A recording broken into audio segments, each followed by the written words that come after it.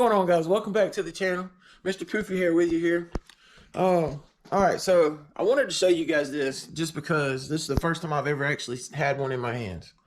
I know it's a common problem with the 4L60s, but I wanted to show you guys this. But anyway, so then he calls me and says the truck won't move. And I spent probably about, I don't know, 4 or 5 hours going through this thing. Couldn't really figure out what was going on. You know, originally I thought maybe the pump, you know, was broken or something, the pump rotor. And, but when I took it out, the pump rotor and everything still looks good. Torque converter's clean, can't really find anything. And, so anyway, after some, playing around, I finally found what the issue was. And I just wanted to show this to you guys because, you know, it might help you guys out if you're in the same situation. So here's the input drum. And, you know, I mean, it's just a basic, you know, GM input drum. So when I first took this thing out, you know, I felt the input shaft. It's nice and solid. You can't turn it by hand. And, you know, so I moved on to other stuff and I was looking at, you know, I couldn't really figure it out. I was checking the torque converter, you know, because I thought maybe the torque converter was broken, but I could feel the one-way sprag in there is working. So it spins freely one direction, it catches in the other. I stuck this drum in there, this input shaft in there to turn the torque converter. Everything felt good there. There's no trash in it. And fluid still looks good. So here's where we're at. I'll show you guys what happened. So by sheer accident, and I guess I'll even say this too, because when you pull the drum assembly and the you know, reverse drum and everything out, you're pulling up on this input shaft. And so it's locked into place. But by accident, I guess I had turned the drum over and this thing, I heard it pop like that. And I said, what was that? And I flipped it back over. And look at this.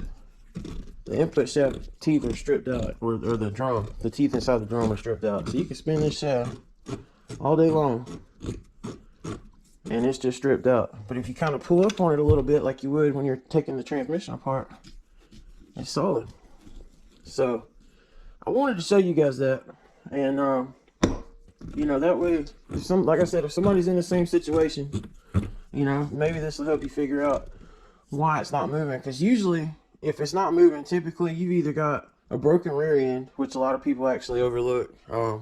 You know, I've seen that several times. People bring me their truck, say it won't move, they think it's the transmission, and once I check it out, I figure out that the ring and pinion is broken in the rear end, or you know, something like that. But otherwise, the only two things generally that would make your transmission not move at all, I mean, it had no reverse, no forward, nothing, is either the torque converter breaks or usually the pump rotor breaks.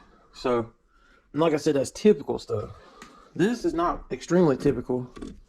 Like I said, I've rebuilt many transmissions in here, and this is the first time I've seen a stripped input drum. But especially as tricky as this is, like I said, you can kind of pull it up a little bit and it feels like it's locked solid. So that one kind of wasted about 3 hours of my time right there. But anyway, that's another reason why I definitely like to run an aftermarket drum. You'll notice in some of my other videos, I like to get the Sonics Smart Tech drum.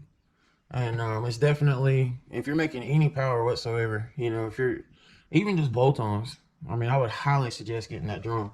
I know it's expensive, and it seems like, you know, it's something that, you know, you're not sure if you're going to get your money's worth out of it or whatever. I can assure you, you will. That thing solves a lot of problems. But even if you come to Sonic's website, this thing even says right here, early drum or input drum assembly is known to crack and strip out splines where the input shaft is pressed into it. So they do have a couple of kits. If you can't afford the actual drum, I guess this kit right here, the 77733-51K, is supposed to help a little bit. But I would highly recommend just going ahead and getting the Sonic Smart Drum and our Smart Tech input drum. But I wanted to take the snap ring off and put my tool in here to push this down, and it just fell apart. So I guess the snap ring was just holding it together. But anyway, yeah, this thing's a little bit of a mess. Here's the full scope of the damage right here. You can see cracks all the way down to the bottom down there. So they split this thing pretty good. So I guess it wasn't actually stripped out. It was just exploded. Maybe I shouldn't have went so ham on this tune, maybe. Because this thing's making some steam. I hope you guys find this video helpful. If you don't mind, click the like button, subscribe. And, you know, maybe you could even share it a little bit. I heard there's a share button on there. And if you click it and post it to like your Facebook or something, more people might see the video. I've heard that. I've never experienced it, but, you know, you guys might could try that out for me. Let me know if it works. You know, I don't know. It's all an experiment. Anyway, I'm glad y'all came, watched the video. We'll see you next time.